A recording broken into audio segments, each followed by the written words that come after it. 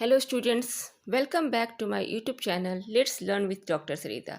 Students, आज का class हमारा होगा सिस्टम ऑफ ह्यूमन बॉडी, यानी कि मानव शरीर के तंत्र के बारे में। हम अपने शरीर को समझेंगे कि हमारा शरीर किस प्रकार बना हुआ है, उसमें कौन कौन से तंत्र काम करते हैं, जिसके वजह से हम अपने प्रतिदिन के कार्यों को सुगमतापूर्वक करने में सक्षम हो पाते हैं। तो चलिए हम देर ना करते हुए अपने क्लास को शुरू करते हैं और देखते हैं कि हमारा शरीर किस प्रकार से बना हुआ है और किस प्रकार से कार्य कर पाता है। पहला है आपका, देखिए, मानव शरीर के तंत्र को हम समझ लेते हैं कि आप जानते हैं कि जो हमारा शरीर है एक कोशिका से बना है ना। एक कोशिका, एक सेल से हमारे शरीर का निर्माण होता है। कैसे? सेल डिवीजन के द्वारा। और जब सेल डिवीजन होता है तो बहुत सारे सेल कोशिका मिलके क्या बनाते हैं? उत्तक बनाते हैं। और बहुत सारे उत्तक मिलके क्या बनाते हैं? अंग बनाते हैं, है ना। और ये अंग मिलके क्या बनाते हैं? शरीर का तंत्र बनाते हैं।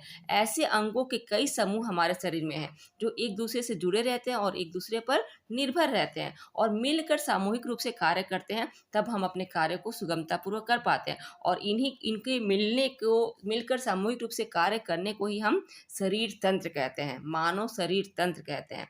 इस प्रकार मानव के शरीर के भीतर विभिन्न ऊतक मिलकर अंग का निर्माण करते हैं और ऐसे अंगों के कई समूह हमारे शरीर में हैं जो एक दूसरे से जुड़े रहते हैं, एक दूसरे पर निर्भर रहते हैं और मिलकर सामूहिक रूप से कार्य करते हैं। उसे हम शरीर तंत्र कहते हैं, मानव शरीर तंत्र कहते हैं, है ना। सिस्टम ऑफ ह्यूमन बॉडी कहते हैं।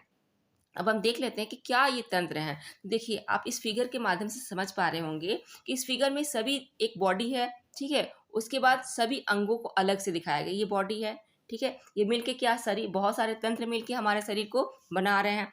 आप देखिए, ये ब्रेन है, अलग है, अंग है ना, अलग अंग। उसके बाद थायराइड ग्रंथि है, अलग अंग है। हमारा हृदय अलग अंग है, हमारा पेट अलग अंग है, हमारे जो लंग्स हैं वो अलग अंग है, हमारा जो लीवर है वो अलग अंग है, हमारी आंतें अलग अंग है। तो ये सब अलग अलग अंग हैं। लेकिन जब ये सब मिल जाते हैं, है ना, तो जैसे मिल के क्या बनाते हैं? अंग तंत्र बनाते हैं। जैसे कि अगर हम बात करें पाचन तंत्र की, हम बात कर लें तो पाचन तंत्र में क्या काम करता है? हमारा मुंह रहता है, ग्रसनी होती है, पेट होती है, छोटी आंत होती है, बड़ी आंत होती है और हमारा एनस होता है। तो ये जो 5-6 अंग मिलके क्या बनाया? पाचन तंत्र बनाया, है ना। तो उसी प्रकार और भी बहुत सारे तंत्र होते हैं हमारे शरीर में। कौन कौन से हैं, चलिए हम उसको देखते हैं।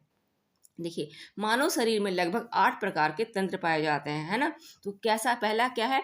पाचन तंत्र, है ना, जिसको कि हम डाइजेस्टिव सिस्टम कहते हैं। ये, उसके बाद श्वसन तंत्र, रिस्पिरेटरी सिस्टम, उत्सर्जन तंत्र, एक्सलेटरी सिस्टम, तंत्रिका तंत्र, नर्वस सिस्टम, परिसंचरण तंत्र, सर्कुलेटरी सिस्टम, कंकाल तंत्र, स्केलेटन सिस्टम, अंतस्रावी तंत्र, इंडोक्राइन सिस्टम और आपका प्रजनन तंत्र, जिसको कि रिप्रोडक्टिव सिस्टम कहते हैं। तो ये 8 प्रकार के जो तंत्र हैं, जो सिस्टम हैं, इनसे मिलके ही हमारा शरीर बनता है और तब हम अपने सभी कार्य को आसानी से इजीली कर पाते हैं। तो चलिए एक एक करके समझते हैं कि इनमें और क्या विशेषता है। देखिए, जगह अब हम मानव के पाचन तंत्र की बात करें तो आप जानते हैं कि हम भोजन खाते हैं और भोजन खाते हैं तो उसी भोजन का तो हमारे शरीर में पाचन होता है, तब हमें ऊर्जा मिलती है ना। सिर्फ भोजन खा लेने से तो नहीं मिलेगी, जब उसका पाचन होगा तब हमें ऊर्जा मिलती है। उस पर और भी बहुत सारी प्रक्रियाएं चलती रहती हैं। ऊर्जा, हमारे भोजन खाते हैं तो फिर वो एटीपी में कन्वर्ट होता है, क्रेब्स साइकिल चलती है, ग्लाइकोलाइसिस की प्रक्रिया होती है, तब हमें ऊर्जा मिलता है। फाइनली क्रेब्स साइकिल चलती है, तब हमें एटीपी मिलता है। तो वो अलग बात है। यहाँ हम समझ लेते हैं कि अपने हमारे डाइजेस्टिव सिस्टम क्या करता है। तो मनुष्य के द्वारा खाए गए पोषक तत्वों को छोटे छोटे अंशों में तोड़कर पाचन की प्रक्रिया को सुगम बनाता है पाचन तंत्र, है ना। हम भोजन खाते हैं तो भोजन में क्या खाते हैं? कार्बोहाइड्रेट लेते हैं, प्रोटीन लेते हैं, फैट्स लेते हैं, विटामिन रहते हैं, मिनरल्स रहते हैं, है ना। लेकिन कार्बोहाइड्रेट, प्रोटीन और फैट, ये क्या है? ये जटिल पोषक तत्व माने जाते हैं। इसको क्या कहते हैं? मैक्रो न्यूट्रेंट कहते हैं। और विटामिन और प्रोटीन, विटामिन और इसको खनिज को हम माइक्रो न्यूट्रेंट कहते हैं। तो माइक्रो न्यूट्रेंट को पचाने की आवश्यकता नहीं पड़ती है। क्यों नहीं पड़ती है? क्योंकि इसके अणु बहुत छोटे होते हैं, वो आसानी से डिजोल्व हो जाते हैं हमारे रक्त में। लेकिन जो मैक्रो न्यूट्रेंट होते हैं, जो बृहद न्यूट्रेंट होते हैं, जो जिसको हम कार्बोहाइड्रेट, प्रोटीन और फैट कहते हैं, इनके अणु बड़े होते हैं। तो इनके बड़े अणु होंगे तो इनको तोड़ना पड़ेगा। कैसे तोड़ेंगे? हाँ, थोड़े से तो तोड़ेंगे नहीं, तो इनको तोड़ेंगे, हमारे शरीर में ये टूटता है, ठीक है। इसको क्या तोड़ता है? तो इसको पाचक एंजाइम्स इस पे काम करते हैं और वो टूटता है। ठीक इस प्रकार पाचन तंत्र हमारे काम करते हैं। ठीक है। तो आप देखेंगे कि पाचक तंत्र को हम दो भागों में बांट के देखते हैं, एक को कहते हैं एलिमेंट्री कैनाल, ठीक है, और दूसरा क्या है, दूसरे को कहते हैं संबंध पाचन ग्रंथियां। एलिमेंट्री कैनाल में हमारे जो है मुंह से लेके हमारे एनएस तक की जो आती है, जिसको हम आहार नाल कहते हैं। और संबंध पाचन ग्रंथियां क्या होती हैं, तो वो पाचक रस निकलते हैं, जो हमारे शरीर के अलग अलग भागों से पाचक रस निकलते हैं। जैसे मुंह से टैलिन निकलता है, फिर हमारे जो अमाशय है वहाँ से हाइड्रोक्लोरिक अम्ल निकलता है, रेनिन निकलता है, पेप्सिन निकलता है, ठीक है। आंत से, हमारी आंतों से क्या निकलता है, ये निकलता है, एलएटी निकलता है, लाइपेज, एमाइलेज और ट्रिप्सिन निकलता है, इसको हम शॉर्ट फॉर्म में एलएटी कहते हैं।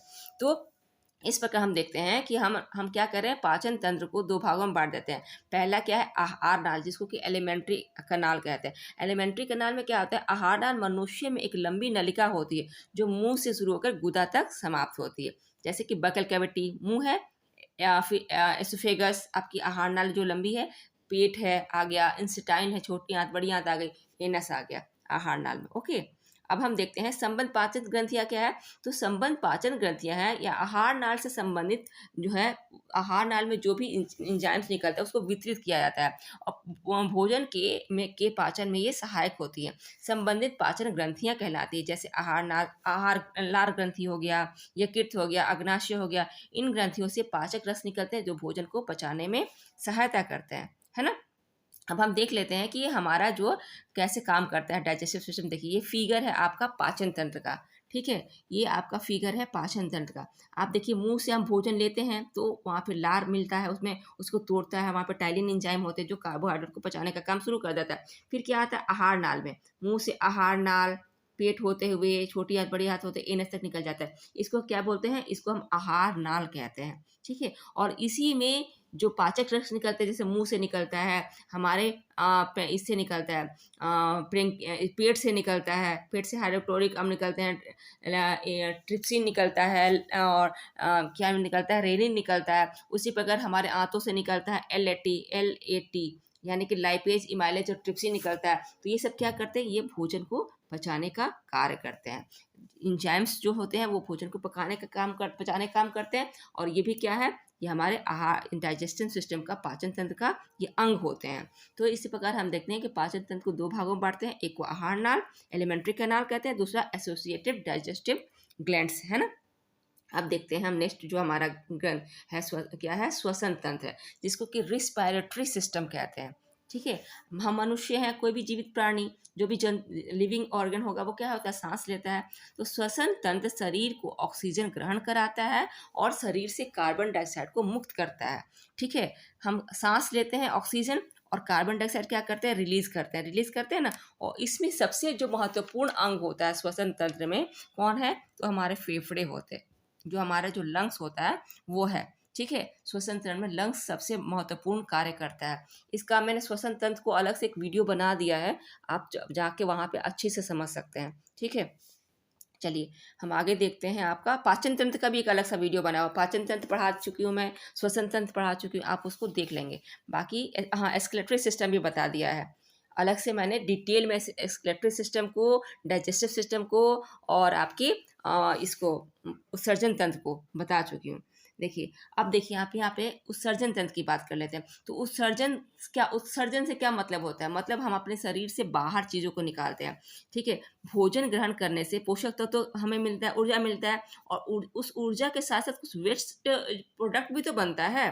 सारा तो हम डाइजेस्ट नहीं कर पाते हैं, भोजन टूटता है, हमारे शरीर में पचता है, तो कुछ वेस्ट मटेरियल भी बनता है, उसको शरीर से बाहर निकालना आवश्यक होता है। तो शरीर से बाहर नहीं निकालेंगे तो क्या हो जाएगा, हमारे शरीर को बहुत नुकसान पहुंचाएंगे और बीमारियों का घर बना देंगे, है ना। तो उत्सर्जन तंत्र के जो मुख्य जो ये होते हैं, अंग होते हैं, उसमें क्या कौन कौन से हैं, तो किडनी है, फेफड़ा है, यकृत है, त्वचा है, और हमारी आंतें हैं। उत्सर्जन तंत्र में ये जो 5 जो अंग हैं वो महत्वपूर्ण रूप से अपनी भूमिका निभाते हैं, किडनी, फेफड़ा, यकृत, त्वचा और आंत, ठीक है। उत्सर्जन तंत्र को भी मैं पढ़ा चुकी हूँ, आप जाके वहाँ पे डिटेल से उसको देख लेंगे वीडियो को।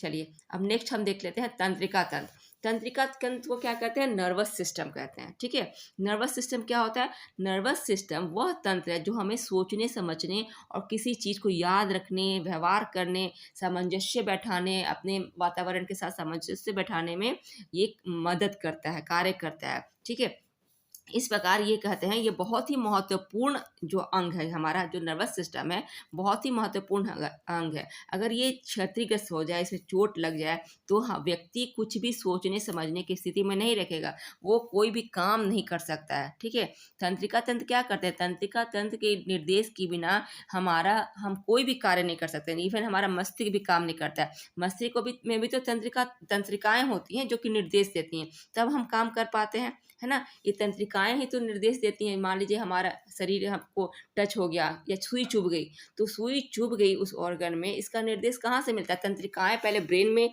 पहुंचाती है संदेश, फिर ब्रेन हमें आदेश देता है कि वहाँ से हाथ हटाओ, तुम्हें सुई चुभ रही है। तो इस प्रकार तंत्रिकाएं हमारे लिए काम करती है। तंत्रिकाओं को हम 3 भागों में बांट के देखते हैं। देखिए, ये हमारा क्या है? तंत्रिका तंत्र का फिगर है। ठीक है, शुरू से अंत तक तंत्रिकाएं हैं। ठीक है ना, ब्रेन से शुरू हो रही है। ठीक है, ये क्या है? ये इसको हम केंद्रीय तंत्रिका तंत्र कहते हैं। जो मस्तिष्क से जो शुरू होके ये क्या है? ये केंद्रीय तंत्रिका तंत्र होती है। केंद्रीय तंत्रिका तंत्र में क्या शामिल होते हैं? मस्तिष्क होता है और हमारा मेरुरज्जु होता है। मस्तिष्क और मेरुरज्जु केंद्रीय तंत्रिका तंत्र में शामिल होते हैं। ठीक है, उसके बाद क्या होता है? परिधीय तंत्रिका तंत्र होती है। परिधीय तंत्रिका तंत्र में कपाल तंत्रिका और मेरुरज्जु शामिल होते हैं। ठीक है, परिधि की तरफ बाहर निकला हुआ है ना सारे, इसमें से तंत्रिकाएं निकली हुई हैं, नसें निकली हुई हैं, तो ये परिधीय तंत्रिका यानी कि सेंटर से परिधि की ओर यानी कि बाहर की ओर ये जाती हैं। ठीक है, उसके बाद क्या है? स्वचालित तंत्रिका तंत्र। इसमें ये चिकनी मांसपेशियां, दिल और अन्य ग्रंथियां जो होती हैं जो अनैच्छिक कार्यों को कंट्रोल करती हैं, है ना। जिन क्रियाओं पर हमारा कंट्रोल नहीं होता उसको अनैच्छिक कार्य को कौन कंट्रोल करता है? स्वचालित तंत्रिका तंत्र का कंट्रोल करता है। ओके, अब देखिए तंत्रिका तंत्र क्या करता है। तो तंत्रिका तंत्र के कार्य हैं, तंत्रिका तंत्र विभिन्न अंगों की क्रियाओं को संचालित एवं नियंत्रित करते हैं। ठीक है, ये सभी क्रियाओं को, जितने भी हम एक्टिविटीज करते हैं, सबको तंत्रिकाएं ही नियंत्रित करती है। ये समस्त मानसिक कार्यों को नियंत्रित करते हैं। यह जंतु के बाहरी वातावरण के अनुसार प्रतिक्रिया करने में मदद करते हैं। हमने शुरू में कहा कि तंत्रिका तंत्र क्या करती है? तो तंत्रिका तंत्र व्यक्ति के व्यवहार को नियंत्रित करती है, सोचने समझने की शक्ति को नियंत्रित करती है। हम कैसा व्यवहार करेंगे, किसके साथ कैसा सामंजस्य स्थापित करेंगे, सब तंत्रिका तंत्र पे ही निर्भर करता है। ओके, इसके बाद हम देख लेते हैं कंकाल तंत्र यानी कि स्केलेटन सिस्टम।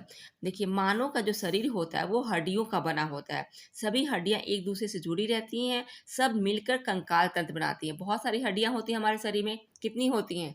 लगभग 206, लगभग नहीं 206। छोटे बच्चों में 350 होती हैं, लेकिन जब हम बड़े हो जाते हैं, एडल्ट होते हैं, तो हमारे में 206 हड्डियां होती हैं। क्यों होती हैं? क्योंकि छोटे बच्चों की हड्डियां जुड़ते रहती हैं, और जुड़ जुड़ के जब हम बड़े हो जाते हैं तो 206 हड्डियां हमारे शरीर में होती हैं। तो हमारा जो शरीर है, स्केलेटन सिस्टम है, किसे मिलकर बना है? हड्डियों से मिलकर बना है। हड्डियां हैं, अस्थियां हैं, उपास्थियां हैं, इनसे मिलकर बना होता है। तो ये हड्डियों के ऊपर क्या होता है? मांसपेशियां होती हैं, जिसकी सहायता से हम मूव कर सकते हैं, कोई कार्य करने में सक्षम होते हैं। अगर सिर्फ हड्डियां ही रहेंगी तो क्या होगा? हम कोई कार्य करने में, हमारा शरीर मूव नहीं करेगा और कार्य करने के लिए मतलब ये शक्ति नहीं मिलेगी। कंकाल तंत्र क्या करता है? ह्यूमन बॉडी को एक ढांचा प्रोवाइड करता है। ठीक है, एक आकार देता है, एक आकृति प्रदान करता है, जिससे शरीर को क्या मिलता है? सहारा मिलता है। और उस क्या होता है? हमारे कोमल जो अंग हो, जो हमारे हृदय है, यकृत है, छोटी आंत है, बड़ी आंत है, हमारे जो कोमल अंग होते हैं, उसको कंकाल तंत्र सुरक्षा भी प्रदान करती है। बाहरी आघात से, चोट चपेट से सुरक्षा प्रदान कराती है कंकाल तंत्र। ठीक है, कंकाल तंत्र के भी भाग हैं, देखते हैं कौन कौन से भाग हैं। देखिए, कंकाल तंत्र शरीर को निश्चित आकार और आकृति प्रदान करता है। कंकाल से शरीर के कोमल अंगों की रक्षा होती है, यानी कि बाहरी चोट चपेट से कंकाल शरीर की रक्षा करता है। कंकाल तंत्र में क्या होता है? तो कंकाल तंत्र शरीर को एक निश्चित आकृति प्रदान कराता है और क्या करता है? कंकाल से शरीर के कोमल अंगों की रक्षा होती है, यानी कि बाहरी चोट चपेट से रक्षा। ये क्या है? ये कंकाल तंत्र है। ये आप देख रहे हैं ना, सिर्फ इसमें क्या है?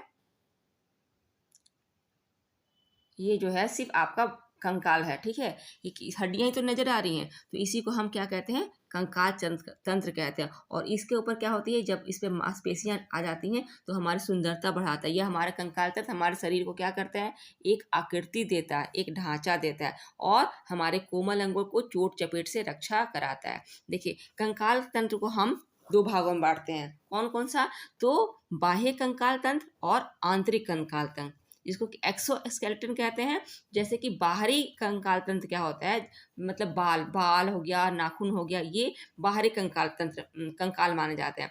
अंतः कंकाल क्या होता है, इंडोस्केलेटन, शरीर के अंदर पाने जाने वाली, हर शरीर के अंदर, हमारे अंदर मिलती है ना हड्डियां, हड्डियां होती हैं, अस्थियां होती हैं, उपास्थियां होती हैं, तो ये इंडोस्केलेटन कहलाता है। बाहरी स्केलेटन क्या है, एक्सोस्केलेटन, नाखून बाल, ये एक्सोस्केलेटन के उदाहरण हैं। चलिए अब हम देख लेते हैं रक्त परिसंचरण तंत्र, यानी कि सर्कुलेटरी सिस्टम। सर्कुलेटरी सिस्टम क्या होता है, देखिए मानो कि हमारे अंदर क्या होता है, हर भोजन पोषक तत्व का, ठीक है, ब्लड का परिवहन होता है, एक स्थान से दूसरे स्थान मूव करते हैं। मूव क्यों करते हैं, क्योंकि हमारा जो शरीर है सभी स्थानों सभी कोशिका तक नहीं जाएगा, पोषक तत्व और रक्त नहीं जाएंगे तो हम कैसे कार्य कर पाएंगे। तो उसके लिए क्या चाहिए, उसके लिए परिसंचरण तंत्र चाहिए। मानव के शरीर के अंदर पदार्थों के परिवहन यानी कि एक स्थान से दूसरे स्थान, यानी कि प्रत्येक कोशिका तक, है ना। पर जैसे कि हमारा, आप जानते हैं कि हमारा हृदय क्या करता है, पंप करता है, रक्त को पंप करता है, पंप करके फिर क्या होता है, उसको डिफरेंट शरीर के सभी कोशिकाओं तक पहुंचाया जाता है। और कौन पहुंचाता है, हेमोग्लोबिन पहुंचाता है। फिर हेमोग्लोबिन क्या करता है, कोशिकाओं से कार्बन डाइऑक्साइड लेके फिर कहाँ छोड़ देता है, फिर हृदय में ला देता है, ठीक है। हमारा ऑक्सीजन छोड़ता है वहाँ हेमोग्लोबिन, और वहाँ से कार्बन डाइऑक्साइड लेके वापस कहाँ लेके आ जाता है, फेफड़ों में ला देता है ना। तो ये क्या है, ये परिसंचरण है, एक स्थान से दूसरे स्थान पदार्थों का आदान प्रदान हो रहा है, तो इसको हम क्या कहते हैं, इसको परिसंचरण तंत्र कहते हैं। यह रक्त परिवहन के लिए एक माध्यम प्रदान करता है। परिसंचरण तंत्र रक्त परिवहन के लिए माध्यम प्रदान करता है। तभी तो हमारे शरीर में फिर हमारे जो हृदय है पंप करता है, और देखिए हृदय पंप कर रहा है, हृदय का हमारे बिल्कुल शरीर के बीचों बीच होता है और पंप करता है, और पूरे रक्त शरीर को रक्त पहुंचता है। कैसे पहुंचता है, तो इस परिसंचरण तंत्र के वजह से ही होता है, ठीक है। यह रक्त परिवहन के लिए एक माध्यम प्रदान करता है। परिसंचरण तंत्र में रक्त के अतिरिक्त एक केंद्रीय पंप होता है, जिसको हम क्या कहते हैं, हृदय कहते हैं। हृदय हमारा पंप करता है, तथा रुधिर वाहिनियां होती है, ब्लड वेसल्स होते हैं, जो कि हर जगह हमारे शरीर के सभी कोशिकाओं तक ब्लड पहुंचाने का कार्य करते हैं। देखिए सर्कुलेटरी सिस्टम में जो परिवहन तंत्र होते हैं उसमें आप देख पा रहे होंगे क्या है, सिर्फ वेन और आर्टरी है, ठीक है। वेन होते हैं और आर्टरी होता है सारे शरीर में, सभी पूरे शरीर में वेन है, नसें है ना, पूरे शरीर में नसें हैं, और क्या है, वाहिनियां हैं। तो ये पूरे शरीर में होती हैं, और यहीं से हमारे शरीर में परिवहन होता है, रक्तों का परिवहन होता है, गैसों का आदान प्रदान होता है, फिर क्या होता है, हमारे पोषक तत्वों का आदान प्रदान होता है। ओके चलिए हम देख लेते हैं ये क्या करता है सर्कुलेटरी सिस्टम। यह पोषक पदार्थ को शरीर के एक भाग से दूसरे भाग तक पहुंचाती है, और क्या करती है, यह फेफड़ों से शरीर की कोशिकाओं तक ऑक्सीजन ले आती है, तथा कोशिकाओं से कार्बन डाइऑक्साइड लाकर वापस फेफड़ों में छोड़ता है, ठीक है। परिवहन तंत्र के कारण ही यह पॉसिबल होता है। नाइट्रोजन युक्त जन नहीं होगा, नाइट्रोजन युक्त पदार्थों जैसे अमोनिया, यूरिया, यूरिक अम्ल आदि उत्सर्जन अंग तक पहुंचाने का कार्य करते हैं परिवहन तंत्र, ठीक है। और हार्मोन का भी परिवहन करते हैं। नेक्स्ट हम देख लेते हैं कि लसिका परिसंचरण तंत्र क्या होता है। इसी परिवहन तंत्र में ही आते हैं कि लसिका क्या होती है, तो एक चिपचिपा द्रव होता है, ठीक है, पतली परत, हमारे जो कोशिकाओं के चारों ओर पतला सा परत होता है, जिसे उत्तक द्रव भी कहते हैं। यह रुधिर एवं कोशिकाओं के मध्य होने वाले जो पदार्थों का आदान प्रदान करती है, ठीक है। इसको क्या कहते हैं, उत्तर ग्रहों के बाद प्रदान करती है। नेक्स्ट है इंडोक्राइन सिस्टम। इंडोक्राइन सिस्टम में विभिन्न प्रकार की ग्रंथियां हमारे लिए काम करती है। ये विभिन्न प्रकार की 3 प्रकार की होती हैं, बहिर्स्रावी ग्रंथियां, अंतःस्रावी ग्रंथियां और मिक्स ग्रंथियां। कुछ ग्रंथियां क्या करती हैं, हार्मोन्स का रिलीज करती हैं, कुछ ठीक है, और कुछ ग्रंथियां एंजाइम्स रिलीज करती हैं, कुछ ग्रंथियां दोनों रिलीज करती हैं। हम देखते हैं कि बहिर्स्रावी जो ग्रंथियां होती हैं, बहिर्स्रावी ग्रंथियों की बात कर लें तो इसमें क्या होता है, इसको कि एक्सोक्राइन ग्लैंड कहते हैं। इसमें स्वेद ग्रंथि यानी कि पसीने की ग्रंथि, दूध की ग्रंथि, ठीक है, लार ग्रंथि और श्लेष्म ग्रंथि, अश्रु ग्रंथि आदि मिलती है। इसकी विशेषता होती है एंडोक्राइन ग्रंथि की, ग्रंथियों की, कि ये क्या करता है, ये इनको बहने के लिए ना किसी मतलब ये नलिका की जरूरत पड़ती है। इसको बहने के लिए नलिका की आवश्यकता होती है, लेकिन ये रक्त के संपर्क में नहीं होते हैं। आप देखते हैं ना कि जो हमारे जो स्वेद यानी कि पसीना है रक्त के संपर्क में नहीं होता है। हम दूध जो फीमेल से दूध स्राव होता है वो भी रक्त के संपर्क में नहीं होता है। लार रक्त के संपर्क में नहीं है। इस पर श्लेष्म जो होते हैं हमारे रक्त के संपर्क में नहीं होते। श्लेष्म मीन्स आँखों में जो पाई जाती हैं, जिसको हम लोकल भाषा में कीचड़ कहते हैं, नाक में, कान में जो पाई जाती हैं, तो क्या ये श्लेष्म होते हैं, इसको वैक्स भी कहते हैं। तो ये इसमें रक्त का कहीं नामो निशान नहीं होता है। अश्रु ग्रंथियाँ होती हैं, स्पर्म होता है, मूत्र होता है, ये सब क्या है, ये बहिर्स्रावी ग्रंथियों के से निकलते हैं, ठीक है। तो बहिर्स्रावी ग्रंथियों को निकलने के लिए नलिका की आवश्यकता होती है, अलग नलिका की आवश्यकता होती है। ये रक्त के संपर्क में नहीं होते हैं, ठीक है। उसके बाद हम देखते हैं अंतःस्रावी जो ग्रंथियाँ होती हैं उनको निकलने के लिए नलिका की आवश्यकता नहीं होती है, सीधे रक्त के संपर्क में होते हैं। इसको हम देख नहीं सकते कि हमारे शरीर से क्या निकल रहा है, लेकिन जो बहिर्स्रावी ग्रंथियाँ उसको हम देख पाते हैं कि हमारे शरीर से क्या निकल रहा है। तो बहिर्स्रावी जो ग्रंथियाँ होती हैं उसमें क्या निकलता है, तो लार है, दूध ग्रंथि है, श्लेष्म है, अश्रु है, ये पसीना है, ये सब बहिर्स्रावी ग्रंथियों से निकलता है। और अंतःस्रावी ग्रंथियों से क्या निकलता है, तो अंतःस्रावी ग्रंथियाँ कहाँ होती हैं, तो जैसे कि पीयूष ग्रंथि हो गया, थायराइड हो गया, अद्रिविक हो गया, पैराथायराइड, पीनियल ग्रंथि, थाइमस, ये सब ग्रंथि ये क्या है, इनसे क्या निकलते हैं, तो इनसे हार्मोन्स निकलते हैं, ठीक है। उसके बाद जो मिश्रित ग्रंथियाँ हैं, जैसे कि मिश्रित ग्रंथि में आमाशय आ जाता है, हमारा पेंक्रियाज आ जाता है, ठीक है। इस प्रकार हम देखते हैं कि एंडोक्राइन सिस्टम में ग्रंथियाँ होती हैं, जो कि बहिर्स्रावी ग्रंथियाँ होती हैं, अंतःस्रावी ग्रंथियाँ होती हैं और मिश्रित ग्रंथियाँ होती हैं, ठीक है। ये देखिए आपका एंडोक्राइन सिस्टम का फिगर है, इसमें कि पीनियल ग्लैंड है ना, पीनियल ग्लैंड है, थाइमस ग्लैंड है ना, इधर थायराइड है, हाइपोथैलेमस है, पिट्यूटरी है, पैंक्रियाज है, एड्रिनल ग्रंथि है। तो ये विभिन्न प्रकार की ग्रंथियां हैं, ये सब मिलके क्या बनाती हैं, हमारी एंडोक्राइन सिस्टम बनाती है। ये विभिन्न प्रकार की ग्रंथियां मिलके क्या बनाती हैं, एंडोक्राइन सिस्टम मिलती हैं बनाती हैं, ओके। ग्रंथि वाला एक हमने वीडियो बनाया है चैप्टर, उसमें डिटेल से हमने पढ़ाया है आपका एंडोक्राइन सिस्टम, एस्ट्रोक्राइन सिस्टम को, तो आप उसे जाके देख सकते हैं। उसके बाद हम देखते हैं प्रजनन तंत्र, जिसको कि रिप्रोडक्टिव सिस्टम कहते हैं।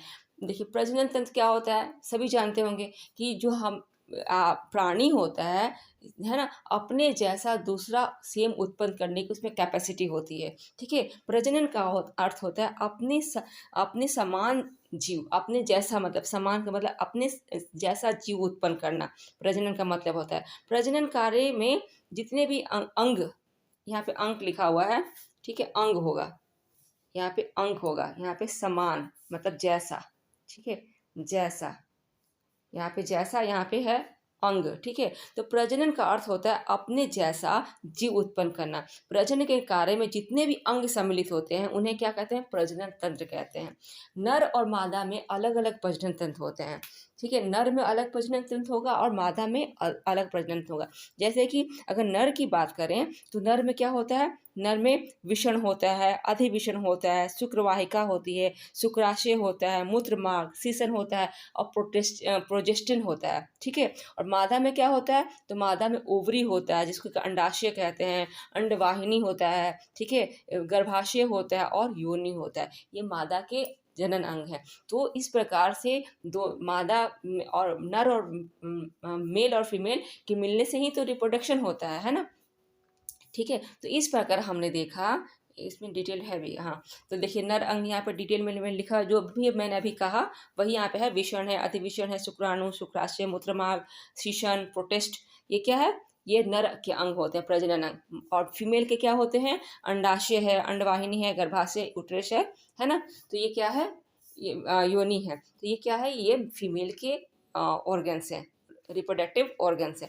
तो इस प्रकार हम देख रहे हैं कि हमने क्या क्या देखा आज, कि हमने सारा जितने भी हमारे शरीर में तंत्र हैं, है ना, जो कि मिलके हमारे कार्यों को सुचारू रूप से करने में सहायता करते हैं, उसको आज के क्लास में हम लोगों ने देखा, ठीक है। हमने क्या देखा, पाचन तंत्र देखा, ठीक है, श्वसन तंत्र, उत्सर्जन तंत्र, तंत्रिका तंत्र, परिसंचरण तंत्र, कंकाल तंत्र, अंतःस्रावी तंत्र और प्रजनन तंत्र के बारे में समझा। ये सभी मिलके हमारे शरीर को बनाते हैं, है ना? ये सभी तंत्र मिलके हमारा शरीर बनाया है। ठीक है? तो आई होप आपको क्लास आज समझ में आई होगी। आज के लिए इतना ही। Thank you so much.